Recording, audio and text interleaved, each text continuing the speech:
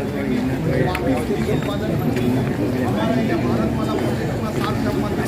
दोस्तों कैसे हैं आप सब। उम्मीद करता हूँ अच्छे होंगे दोस्तों। तो आज सोनगढ़ में रैली जो कि ज़मीन की विवाद में रैली निकाली हुई है वो देखने के लिए गया था। तो आप भी वीडियो में बने रहिए दोस्तों। वीडियो अच्छा लगे तो लाइक और सब्सक्राइब कर देना। ऐसे वीडियो लाता रहूँगा दोस्तों।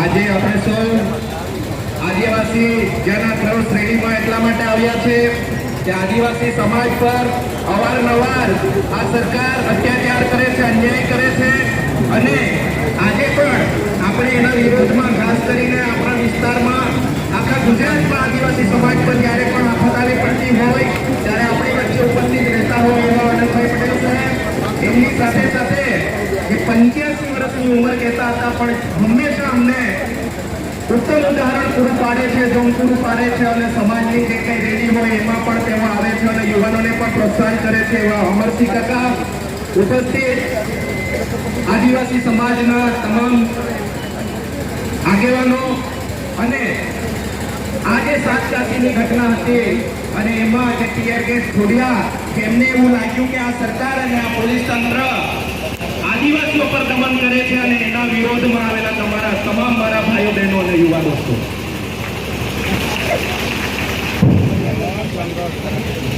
તાપી જિલ્લામાં કુકરમુંડા ગામ અને ત્યાં આદિવાસી સમાજના એક દીકરાને નકમા કરીને પોલીસ મારે, પોલીસનો જમાદાર મારે અને એને પોલીસ બચાવવામાં આવ્યા અને જ્યારે અમે ત્યાં ગયા ત્યારે 3 દિવસ પછી ગુનો દાખલ કરે અને ગુનો દાખલ કરીને પોલીસને સસ્પેન્ડ કરાવે આદિવાસી સમાજની તાકાત છે। ઉકેડેલ નદી પાછળના અને સિંગરખાટ ગામ ત્યાં પણ માફી કરવા આવતા ગ્રામ સભાઓ બોલાવે છતાં પણ તેમના પર પણ કેસો કર્યા પરંતુ ત્યાંના આગેવાનો પણ હજુ પણ ડગ્યા નથી, આવનાર સમયમાં ડગશે નહીં અને આદિવાસી સમાજ પણ પાછળદાર અને સિંગરખાટના લોકોની સાથે છે। સાતકાશીની જે ઘટના છે એની હું તમને થોડીક વાત કરું। હું ઘરે જતો ને મારા પર ફોન આવ્યો કે તમે આવો કારણ કે પોલીસ અને જે માપણીના અધિકારીઓ છે તેઓ જબરજસ્તી આ જંગલમાં ઘૂસવા માંગે છે, ધીમે ધીમે આગળ વધે છે, તમે આવો। અનંત પટેલ સાહેબને ફોન કર્યો કે હું જાઉં છું અને જો એ લોકો મારાથી નહીં રોકાય તો અનંત પટેલ સાહેબ તમારે આવવું પડશે ને આજે અનંત પટેલ સાહેબ આપણી વચ્ચે છે। ફક્ત આ પોલીસ મિત્રને એક જ વાત કરી હતી કે તમે ગ્રામ સભા બોલાવો, ગ્રામ સભા પછી અમારા લોકો જે કહેતા હોય તે તમે માપણી કરવાના હોય માપણી કરજો। અમે ગઈકાલે કલેક્ટરને આવેદનપત્ર આપ્યું છે અને અમે એમને વિનંતી કરી છે કે તમે ગ્રામ સભા બોલાવો। અધિકારીઓને એ પણ ખબર નહીં હતી કે આઝાદી પછી પહેલી વાર સાતકાશીમાં સરપંચ ચૂંટાયો છે। આ સરકારે આદિવાસીઓને વિસ્થાપિત કર્યા અને એના પછી પહેલી વખત સાતકાશીમાં આટલા વર્ષો પછી સરપંચની ચૂંટણી આવી અને એમાં પણ 2 જ મહિના થયા છતાં એમને ખબર નહીં હતી કે અમે તો ગ્રામ સભા બોલાવી દીધી। બોલાવી ગ્રામ સભા નથી બોલાવી આપણને એનો જ વિરોધ છે। સુપ્રીમ કોર્ટે પણ કહ્યું છે આ લોકસભાના વિધાનસભા સબસે બડી ग्राम सभा लोकसभा विधानसभा सबसे बड़ी ग्राम सभा। आजू बाजू भेला છે તમે બી બધા સાંભળી લેજો કે આ સુપ્રીમ કોર્ટનો ચુકાદો છે વેદાંતા જજમેન્ટ એમાં કીધું છે આ લોકસભાના વિધાનસભા सबसे बड़ी। आजू बाजू ઊભા છે મોબાઈલોમાં જોઈ છે તમે પણ સાંભળી જજો ને તો તમારા ગામમાં ઘૂસીને ક્યારે કોઈ તમને હું કહે કે તમને પણ ખબર નહીં પડે, બરાબર ને? બરાબર ને? એટલે બધાએ જાગતા રહેવાનું છે, બધાએ સંવિધાન વાંચવાનું છે।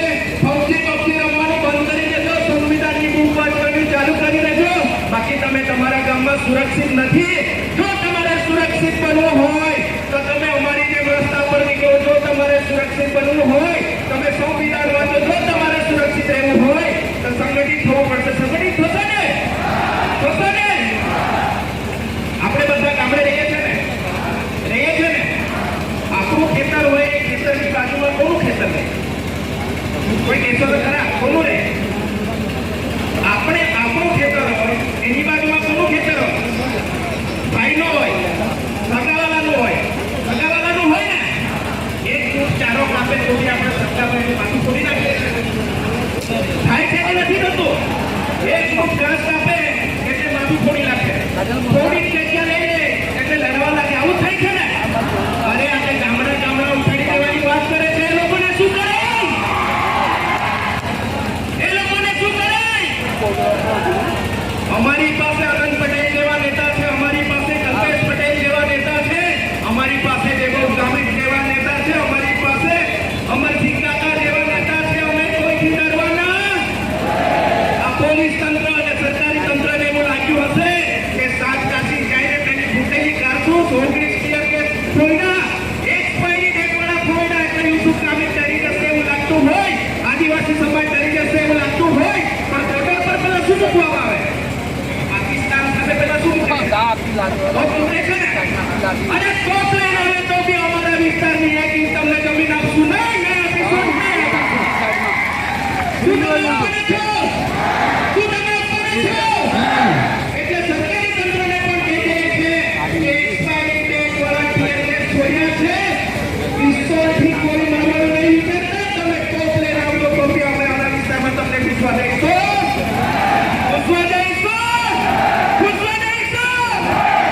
દિનેશભાઈ દૂરથી આવ્યા છે એટલે થાકી ગયા લાગે છે. બહારના વિસ્તાર બધા રિવોલ્યુશનના લોકોએ આ બાજુ તગાયા છે ને એટલે દિનેશભાઈ કંઈ બોલતા નથી. આપણા વિસ્તારમાં આપણને વિસ્થાપિત કરવા આવશે એમને તમે પૂછવા દેશો? પૂછવા દેશો? આ સરકાર આ ગુજરાતમાં 2 જણા જમીનો વેચી રહ્યા છે, 2 જણા જંગલ વેચી રહ્યા છે, 2 જણા જળ વેચી રહ્યા છે, અને આ ગુજરાતના 2 જણા બધું લેવા માંગે છે. એટલે એ લોકો પણ આપણને ક્યારે વેચી દે એની પણ ગેરંટી નથી. એટલે આપણે બધાએ જાગતા રહેવાનું છે. જાગતા રહેશો ને? રહેશો ને? સાથે જે મધ્યાહન ભોજનની વાત હતી, છોકરાઓને ગરમ ગરમ ખાવાનું મળતું હતું, પણ એ પણ બંધ કરવાની વાત છે ને કોઈ એનજીઓને આપવાની વાત છે. તો તમે વિચારો કે આપણા છોકરાઓનું સ્વાસ્થ્ય કેવી રીતે સુધરશે? જે ગરમ ખાવાનું મળતું એની જગ્યાએ એજન્સી ખાવાનું બનાવે